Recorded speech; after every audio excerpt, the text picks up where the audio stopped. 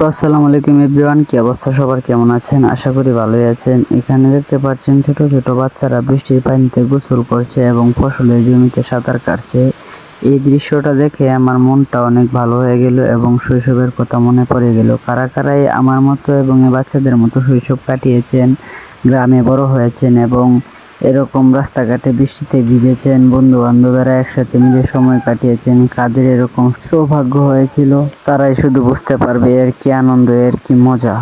গ্রামে যারা বড় হয়েছে বিশেষ করে তারা বলতে পারবে এই বন্ধু বান্ধবের সাথে বৃষ্টিতে ভিজা, খেলাধুলা করা, আনন্দ করা এবং বাড়িতে গিয়ে মায়ের হাতে বকাঝকা শোনা, এর কি একটা আনন্দ।